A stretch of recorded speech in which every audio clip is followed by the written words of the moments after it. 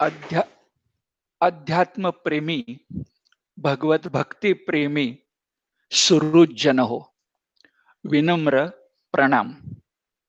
आपण नवविधा भक्ती या प्रकारापैकी जो चौथा प्रकार आहे त्याच्याबद्दल आज चिंतन पुढे करीत आहोत. हा चौथा भक्ती प्रकार म्हणजे पादसेवनम, ज्याला मराठीमध्ये आपण चरणसेवा असं म्हटलं. पादसेवनम का चरणसेवा हा जो नवविधा भक्तीतला चौथा प्रकार आहे त्याची स्तुती पृथुराजानं केलेली आहे. हा पृथुराजा अत्यंत मोठा भगवत भक्त आहे. पुढे जेव्हा आपण अर्चनम म्हणजे पूजा अर्चा या संदर्भात बोलू तेव्हा हा पृथुराजा म्हणजे आदर्श पुरुष आहे, आदर्श भक्त आहे. पण त्याच पृथुराजानं बघा, जो अर्चन भक्तीचा आदर्श त्यानंच पहा कौतुक केलंय, स्तुती केली आहे, गौरव केलाय, तो पादसेवनम म्हणजे चरण सेवा या भक्ती प्रकाराचा. याला आधार काय? तर आधार आहे भागवत पुराणाचा. भागवत पुराणामध्ये स्कंद चौथा अध्याय 21 मध्ये हा पृथुराजा स्वतः म्हणतो, यत पादसेवाभिरुचिस्तपस्विनाम अशेष जन्मोन्पचितम मलम धियः विनिर्धुता शेष मनोमल पुमान असंग विज्ञान विशेष वीर्यवान. हे संस्कृत शब्द फार महत्वाचे आहेत, आपण ते लक्षात घेऊया. काय घडतं पहा, तर आपण सगळीच प्रापंचिक माणसं संसारातल्या आधी व्याधींचा जो ताप आहे त्यानं तप्त झालेले असतो. पण अशा आधी व्याधीग्रस्त आपणाला तर ती सतत वाढतच जाते. हे सांगताना शब्द येतात, यत पाद सेवाभिर रुची तपस्विनाम. आपण तसे रुची लागलेले होतो आणि एकदा भगवंताची अशी चरणसेवेची गोडी आपल्याला लागली की परिणाम काय होतो बरं? तर आपले जे असंख्य अगणित असे यापूर्वीचे जन्म आहेत त्या जन्मामधून आपल्या बुद्धीवर पापाचा संस्कार हा निश्चितपणे झालेला असतो. पण तो पापाचा संस्कार एका चरणसेवेनं, पादसेवनम ही भक्ती केल्यानं ताबडतोब तत्काळ नष्ट होतो. संस्कृत शब्द असे, अशेष जन्मोन्पचितम मलम धियः. तो सगळा मळ काढून टाकला जातो. कसा काढला जातो? विनिर्धुता शेष मनोमल पुमान. अशेष मनोमल पुमान मनुष्य मात्राचा विनिर्धुता पूर्णपणे नष्ट होतो. आणि असा एकदा आपल्या मनावरचा हा मळ नष्ट झाला की फायदा होतो, तो म्हणजे मनुष्य मात्राला आपोआप वैराग्य प्राप्त होतं आणि वैराग्याच्या पाठोपाठ भगवत भक्ती प्राप्त होते. संस्कृत शब्द आहेत असंग विज्ञान विशेष वीर्यवान. असंग म्हणजे अनासक्ती म्हणजे वैराग्य. विज्ञान या शब्दाचा प्रसंगानं परमार्थाच्या संदर्भात प्रसंगाप्रसंगानं ब्रह्मज्ञानाचा साक्षात्कार असाही अर्थ होतो.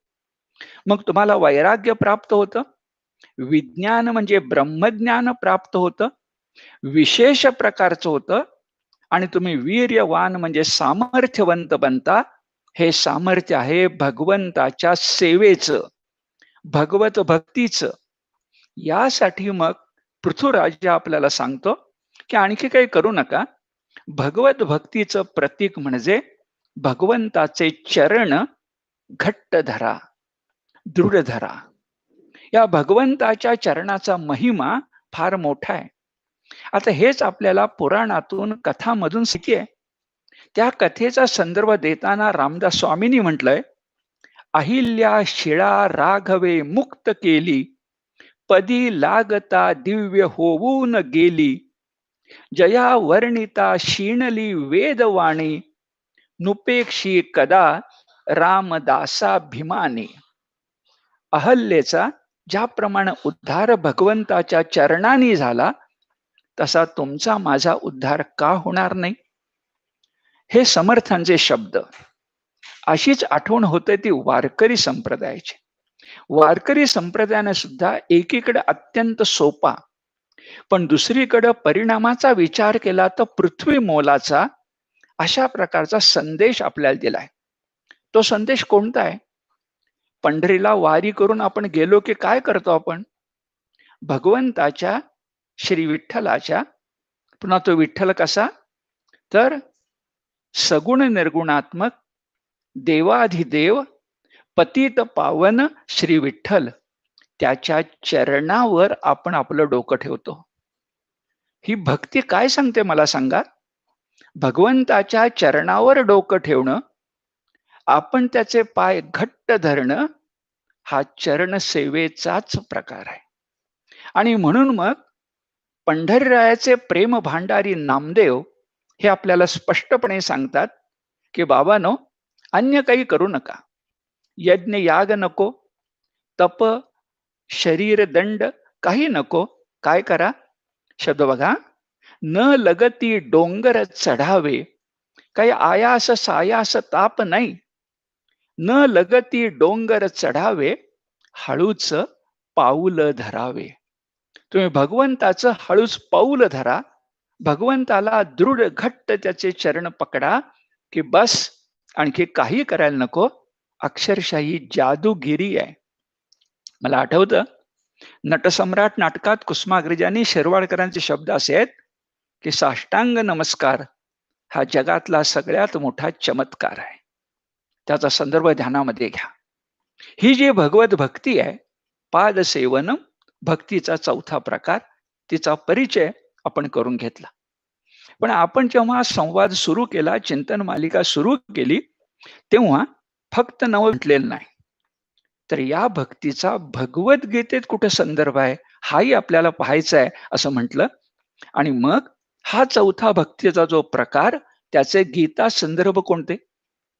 या गीता संदर्भाकडे वळताना एक मुद्दा स्पष्ट करूया की इतका वेळ आपण चरणसेवा म्हटली ती भगवंताची, पण परमार्थाच्या क्षेत्रात ही चरणसेवा जशी भगवत चरणाची आहे, तशीच ती सद्गुरु चरणांची पण आहे. कारण जो खरा सद्गुरु असतो, उदाहरणार्थ ज्ञानेश्वरांचे निवृत्तीनाथ, जो खरा सद्गुरु असतो तो भगवंत नव्हे, भगवंतापेक्षाही एका अर्थानं श्रेष्ठ असतो. देवापेक्षाही गुरुचं श्रेष्ठत्व मोलाचं आहे आणि महत्वाचं आहे. बरं, हे तुम्ही मी म्हणतोय असं नव्हे, तर भगवत भक्तीतला अगदी श्रेष्ठ आदर्श उत्तर हिंदुस्थानातले प्रख्यात संत कवी म्हणजे संत कवी कबीर, या कबीरांची वाणी याच संदर्भात सर्व प्रसिद्ध आहे. कबीरांचे शब्द असे, गुरु गोविंद दोनो खडे, काकू लागू पाय, बलिहारी गुरु आपकी, गोविंद दियो बताय. कबीर सांगतात, कल्पना करा, आपल्या समोर एका बाजूला आपले सद्गुरु आणि समोरच्या बाजूला, दुसऱ्या बाजूला साक्षात भगवंत गोविंद उभा राहिला आणि आपल्याला नमस्कार करायचा आहे दोघांनाही. पण प्रथम नमस्कार कुणाला करायचा? सगळ्यात आधी वंदन कुणाला करायचं? तर कबीर सांगतात, गोविंदाला नाही, गुरुला. का बरं? तर चमत्कारिक वाटेल, पण गोविंदाला नाही, गुरुला. कारण गुरु हा अधिक सामर्थ्यवंत आहे, त्यानंच भगवंताचं दर्शन आपल्याला साक्षात घडवलंय. मग तो सद्गुरु, तो गुरु देवापेक्षाही श्रेष्ठ नाही का? असा हा कबीरांचा उल्लेख आपण केला. पण मूळ मुद्दा भगवद्गीतेतल्या संदर्भाचा. कसे संदर्भ आहेत बरं? अगोदर गुरु हा आपण शब्द वापरतो. आता म्हटलं भगवंताचंच रूप म्हणजे गुरु. गीतेत शब्द येतो आचार्य. त्याच्याकडे थोड्या वेळाने जाऊया. पण या आचार्याची स्थिती कशी असावी? गुरुचं सामर्थ्य काय असावं? कारण चरणसेवा करायची ना त्याची. म्हणजे गुरुचं सामर्थ्य काय असावं? हे गुरुचं सामर्थ्य सांगितलंय. कुणाचं पूजन करावं बरं? देव द्विज गुरु प्राज्ञ पूजनम शारीरन तप उच्यते. तिथं प्रश्न चाललाय तपाचा. तप कोणतं? मानसिक नाही, शारीरिक. आणि शारीरिक तप करता कुणाकुणाचं पूजन करावं? देव, द्विज, गुरु, प्राज्ञ यांचं. जरा विचार करा. म्हटलं तरी 4 विशेषण वाटतात, पण 4ही विशेषण एकाच विशेष्याचे आहेत आणि तो आहे गुरु म्हणजे सद्गुरु. आणि म्हणून त्या गुरुचा उल्लेख प्राज्ञ असा केलाय. गुरु प्राज्ञी असायला पाहिजे. तो प्राज्ञ गुरु असायला पाहिजे. तो प्रबुद्ध असायला पाहिजे. तो बुद्धिमंत आणि ज्ञानवंत असायला पाहिजे. यात कोणत्याही प्रकारची शंका नाही. आणि असा सद्गुरू असला की मग त्याची चरणसेवा कशी करायची? पादसेवनम. तर तुम्हाला मला हे सविस्तरपणे सांगितलं गेलंय आणि वीर श्रेष्ठ अर्जुनाच्या मुखानं सांगितलं गेलंय. कसं सविस्तर बघा. तर प्रथम म्हटलं की तुम्ही गुरुकडे जाणार ते शिष्य भावानं गेलं पाहिजे. मला नेहमी वाटतं गुरु शिष्यांचा संवाद सुरू असेल तर त्यात गुरु शिष्य भाव पाहिजे. समजा त्याच्यामध्ये स्पर्धक भाव असला तर काय करायचं? फक्त दुर्दैव म्हणायचं. दुसरं काय म्हणणार? पण गुरु आणि शिष्यांचा भाव कसा असावा? चरण सेवेसाठी आमची मनस्थिती कशी असावी? हे भगवंतानं अर्जुनाच्या मुखानं तुम्हाला मला सांगितलंय. गीतेचा अध्याय 2 श्लोक क्रमांक 7. कसं विचारावं आणि काय विचारावं? यत् श्रेयस्या निश्चितं ब्रूहि तन्मे शिष्यस्तेहं शादिमान् त्वां प्रपन्नम. शब्द असे, यत् निश्चितं श्रेयः स्यात्. भगवंता, जे निश्चित श्रेय आहे ना, श्रेय म्हणजे प्रेय नव्हे, प्रेयमान्य, पण श्रेय ताहून मोठं आहे. ते कल्याणकारक आहे, श्रेयस्कर आहे. तर ते जे श्रेय आहे निश्चितम यतः स्यात् आहे, तत् मे ब्रूहि, ते मला सांग. ठीक, काय सांग कळलं, पण कसं सांग? अहम ते शिष्य, मी तुझा शिष्य आहे. त्वाम प्रपन्नम, देश कर. म्हणजे विनम्र भावानं गुरुला शरण गेल्याशिवाय गुरु चरण सेवा घडणार कशी? आणि पादसेवनम हा नवविधा भक्तीचा 4था प्रकार होणार कसा? जरा विचार करा. पुन्हा अर्जुनासारखा विनम्र शिष्य पाहिजे. अर्जुन कोण आहे? त्या काळात महाभारत काळातला तो वीर श्रेष्ठ आहे. तो सर्वोत्तम वीर आहे आणि असा असून तो विनम्र आहे. भगवद्गीतेत 7व्या अध्याय सुचवलंय की हा शिष्य कसा असावा. तिथं भक्ताची लक्षणं आहेत, पण ते शिष्याची पण आहेत. कसा असावा? तो आर्त असावा, तो जिज्ञासू असावा, तो सुकृती असावा म्हणजे सदाचारी, आणि दुष्कृती नसावा. 7व्या अध्यायातला 15वा श्लोक आणि 16वा श्लोक ही शिष्य लक्षणं, भली ती भक्त लक्षण असू देत, पण तुम्हाला मला सांगतात. आणि हा कसा असावा? जे गुण भक्ताचे ते शिष्याचे.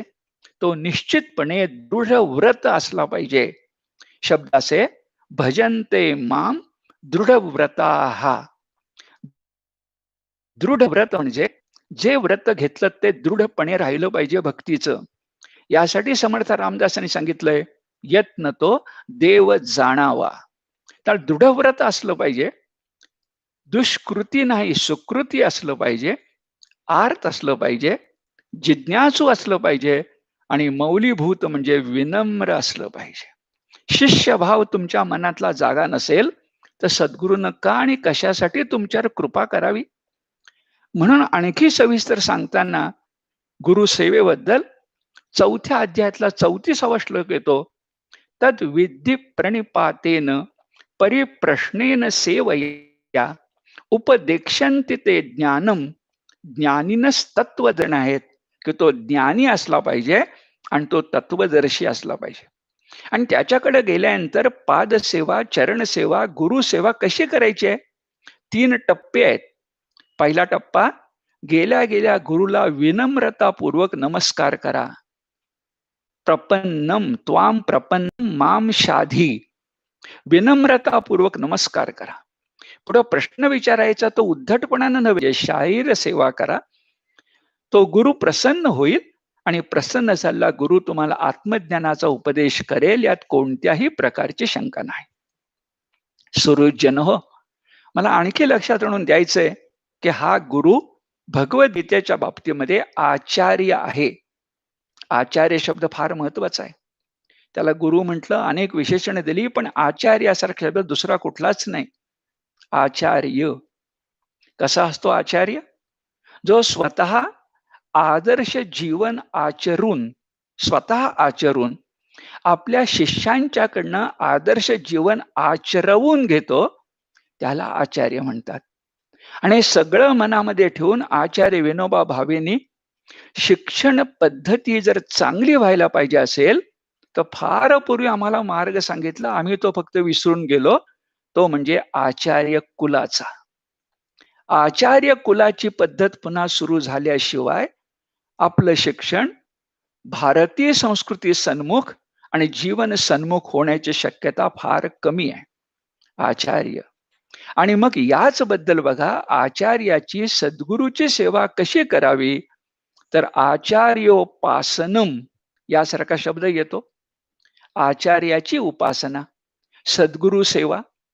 आणि लक्षात आणून देतो की आचार्योपासनम म्हणजे आचार्याची उपासना करणं, याला भगवद्गीतेनं आत्मज्ञानाचा सगळ्यात मोठा सद्गुण ठरवलेला आहे.